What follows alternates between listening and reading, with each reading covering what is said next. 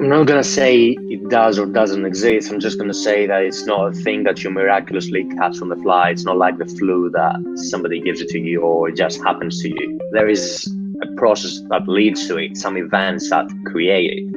And oftentimes it's ourselves and our own actions that leads us to being depressed. It's the things that we do on an ongoing basis, our daily habits, our routines, the people who hang out with, that create it. And it's not just a chemical imbalance that just appears out of nowhere one day because you woke up and depression just struck you. Let's assume that somebody is 25 years old and they feel depressed with how their lives is right now.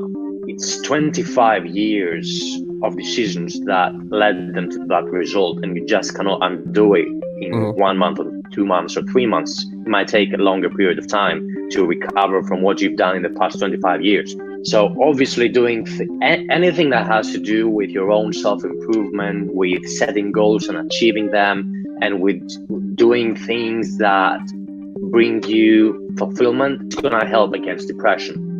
And the more you improve yourself, the less depressed you're gonna feel.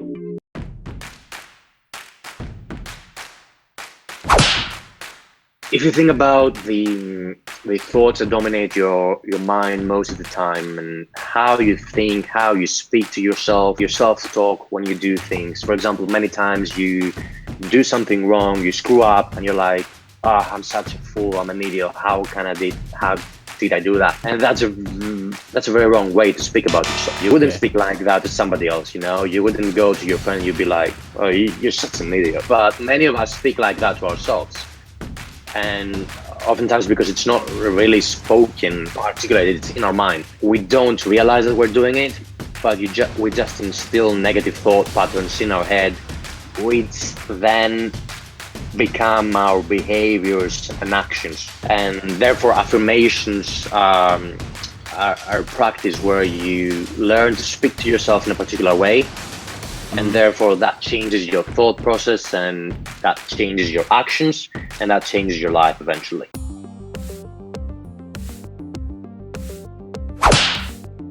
Money can buy happiness, of course, but it can also not buy happiness. This statement is like a knife with two sharp edges. It depends on what way you're looking at it. Let's say that you have $15 million in your bank account, all right? The way that you acquire that money will determine how that money makes you feel. That's just one parameter. You can insert more. Then you could also gauge the happiness that money creates for you by how you employ it. But let's just talk about how you acquired it. So if you created that wealth all by yourself, by overcoming struggles and defeating obstacles and making the impossible possible, then you're not just gonna feel happy because you have the money, but you're gonna mostly feel happy because of what you did.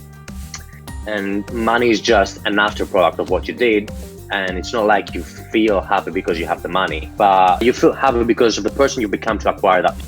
But if you inherited that, or if you won it in the lottery, you haven't really done anything to earn it.